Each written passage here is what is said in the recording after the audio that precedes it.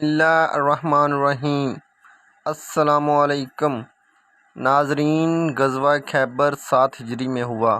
خیبر کا شہر مدینہ منورہ سے شمال کی جانب کم و بیش 150 کلومیٹر کے فاصلے پر ہے۔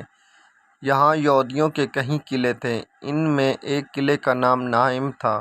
اس قلعے کے محاصرے کے دوران میں ایک حبشی غلام اسلم نے اسلام قبول کر لیا۔ اس نے اسلام کیسے قبول کیا، آئیے یہ دلچسپ واقعہ پڑھتے ہیں۔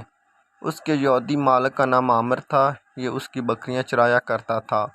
اسلم نے اہل خیبر کو جنگ کی تیاری کرتے دیکھا تو پوچھا، یہ آپ کس کے خلاف جنگ کی تیاری کر رہے ہیں؟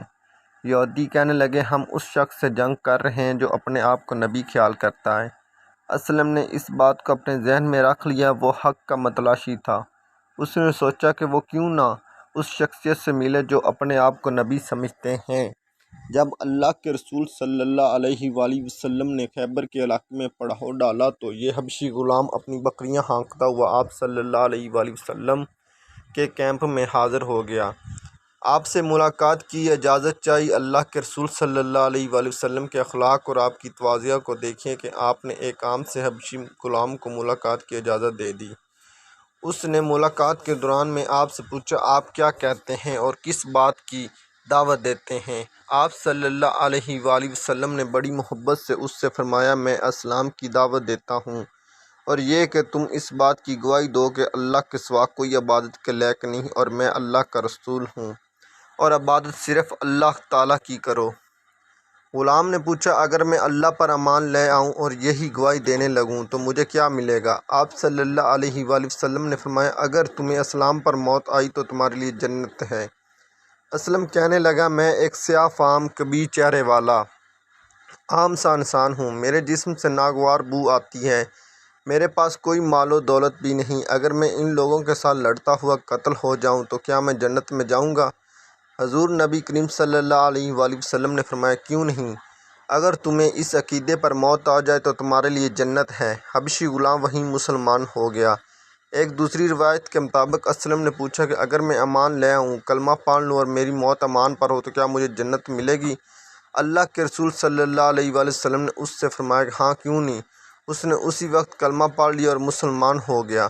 اسلم کہنے لگا، یا رسول اللہ صلی اللہ علیہ وآلہ وسلم، یہ بکریاں میرے پاس امانت ہیں، ان کے بارے میں کیا کروں؟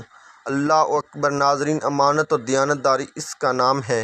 آپ صلی اللہ علیہ وآلہ وسلم حالت جنگ میں ہیں، ان بکریوں پر اگر چاہتے تو قبضہ کر لیتے، کون پوچھ سکتا تھا؟ مگر یہ بھی مکارم اخلاق میں سے ہے کہ آپ نے اس حبشی چرواہا سے فرمایا کہ ان بکریوں کو فوجی کیمپ سے باہر نکالو، پھر انہیں ہانک دو، انہیں کنکریاں مارو، اللہ تعالیٰ تمہاری طرف سے یہ امانت ادا کر دے گا۔ اسلم اسی وقت کھڑا ہوا، زمین سے کنکریاں لی اور انہیں بکریوں کی طرف پھینکتے ہوئے کہنے لگا، اپنے مالک کی طرح واپس چلی جاؤ، اللہ کی قسم میں تمہارے ساتھ نہیں رہوں گا۔ وہ بکریاں اکٹھی ہو کر چل پڑیں اور تھوڑی دیر میں قلعہ میں داخل ہوگی۔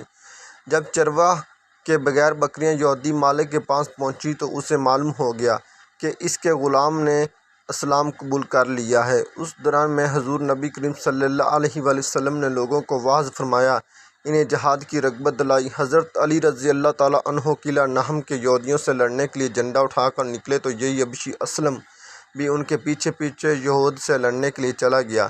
دشمن کے ساتھ جنگ ہوئی تو اس دوران میں وہ شہید ہو گیا۔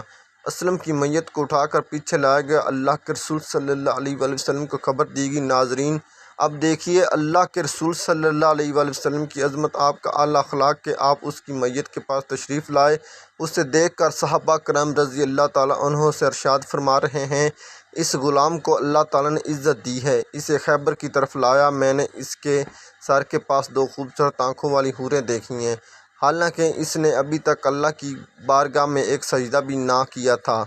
ناظرین کرام، اگر آپ سے کوئی سوال کرے کہ ایسے کون سے صحابی ہیں جنہوں نے ایک نماز بھی نہیں پڑھی اور وہ جنت کے مستحق ہوں گے، تو ان میں سے یہی حبشی غلام اسلم بھی شامل ہیں، جنہوں نے کہا تھا کہ میرا چہرہ بدصورت ہے، میرے جسم سے بو آتی ہے، میرے پاس مال و دولت نہیں ہے۔ اللہ کے رسول صلی اللہ علیہ وآلہ وسلم اس کی نعش کے قریب کھڑے ہو کر فرما رہے ہیں، تیرے چہرے کو اللہ تعالیٰ نے خوبصورت بنا دیا ہے، تیری بو کو پاکیزہ بنا دیا ہے، تیرے مال کو زیادہ کر دیا ہے۔ پھر صحابہ کرام سے مخاطب ہو کر فرمایا، میں نے اس کی 2 بیویوں کو دیکھا ہے جو خوبصورت آنکھوں والی جنت کی حوریں ہیں۔ سبحان اللہ۔